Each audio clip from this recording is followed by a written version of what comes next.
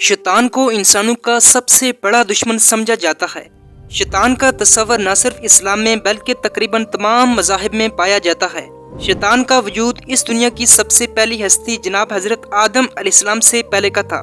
حضرت آدم علیہ السلام کی پیدائش سے پہلے کہا جاتا ہے کہ شیطان بہت ہی نیک تھا اور اعلیٰ عہدوں پر فائز تھا، لیکن جب اللہ تعالیٰ نے حضرت آدم علیہ السلام کو پیدا کیا اور سب کو ان کے آگے سجدہ کرنے کا حکم دیا، سب نے اللہ تعالیٰ کے حکم کی پیروی کی، لیکن شیطان نے انکار کر دیا اور اللہ تعالیٰ کی نافرمانی کے باعث یہ قیامت تک مردود ہو گیا۔ اللہ تعالیٰ نے شیطان کو قیامت تک مہلت دے رکھی ہے کہ وہ اس کے بندوں کو بھٹکائے۔ بہرحال کیا آپ جانتے ہیں کہ شیطان کے ماں باپ کون تھے اور ان کے ماں باپ کو کیوں ہلاک کیا گیا؟ ویڈیو کی طرف بڑھنے سے پہلے آپ سے چھوٹی سی گزارش ہے کہ اگر آپ ہمارے چینل پہ نئے تو ہمارے چینل کو سبسکرائب کیجیے۔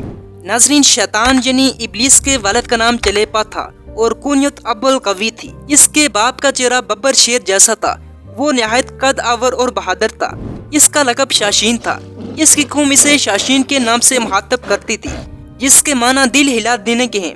ناظرین، شاشین کی تمام قوم پر داغ بیٹھی ہوئی تھی اور قوم کا بچہ بچہ شاشین کا احترام کرتا تھا، کیونکہ اس نے جنات کی بے تحاشا قومیں مختلف فتوحات سے اپنے زیر کی ہوئی تھی۔ ابلیس کی والدہ کا نام تبلیس تھا اور اس کی والدہ کا چہرہ بھیڑیے کی مادہ کی طرح تھا۔ وہ بھی اپنے شوہر کی طرح نہایت دلیل اور طاقتور تھی۔ اس نے بھی اپنے خامد کے ہمراہ بے تحاشا جنگیں جیتی تھی اور یہ اس حد تک بہادر تھی کہ ساری قوم جنات کے بچے بچے کی زبان پر تھا کہ تبلیس کے ہوتے ہوئے دنیا کی کوئی طاقت ہمیں زیر نہیں کر سکتی۔ ناظرین، جنات قوم کی سرکشی جب حد سے بڑھ گئی، جب جھگڑے فضا سے زمین لرز اٹھی، تو آسمانوں سے فرشتوں کو حکم آ گیا کہ جاؤ ان سرکش جنات کو مار پھینکو۔ وہ قول ابلیس کے کہ میری ماں نے فرشتوں کے ساتھ جنگ کرتے ہوئے بہادری کے وہ جوہر دکھائے کہ دیکھنے والے اش اش کر اٹھ گئے، لیکن مشکل یہ تھی کہ جن اور فرشتوں کا کوئی جوڑ نہیں تھا، اور خود ابلیس کا بھی یہی خیال تھا کہ میری والدہ نے فرشتوں سے مقابلہ کر کے غلطی کی ہے اور انہیں بڑی عبرتناک شکست ہوگی۔ لیکن اللہ جانے کیا ہوا کہ ہم کمزور پڑ گئے اور فرشتے ہم پر غالب آتے گئے۔ اس عجیب و غریب جنگ کا سما کچھ ایسا ناقابل فہم تھا کہ ساری قوم حیرت میں تھی۔ فرشتوں کا وار ہم پر پڑ رہا تھا، لیکن ہمارے وار کچھ ایسا بزدلانہ پڑ رہے تھے کہ ہمیں خود حیرت ہوتی تھی۔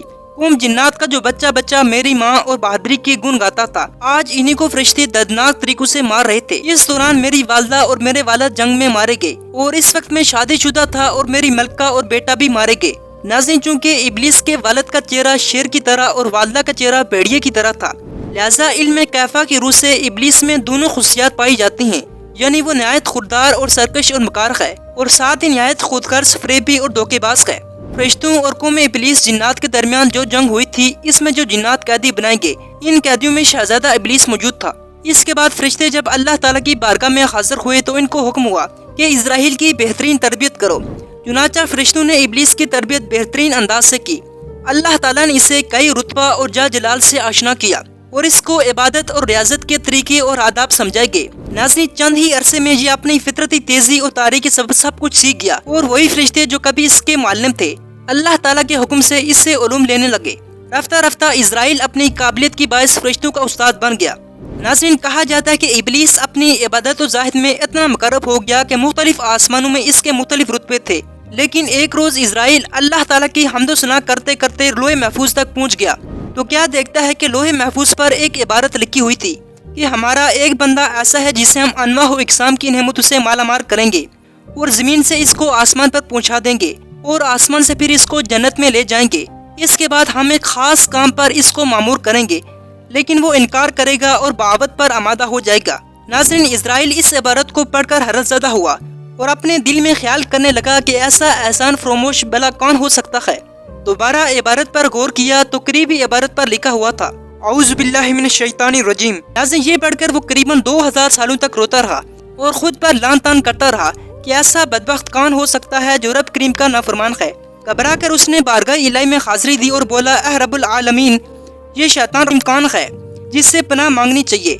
اللہ تعالیٰ نے فرمایا کہ ہمارا ایک بندہ ہے جو انواع و اقسام کی نعمتوں سے سرفراز کیا جائے گا، لیکن ہمارے ایک حکم کو نہ ماننے کے باعث مردود ہو جائے گا۔ اسرائیل نے عرض کیا، یا الہی، میں اس ملعون کو دیکھنا چاہتا ہوں۔ اللہ تعالیٰ نے فرمایا، تو جلد اسے دیکھ لے گا۔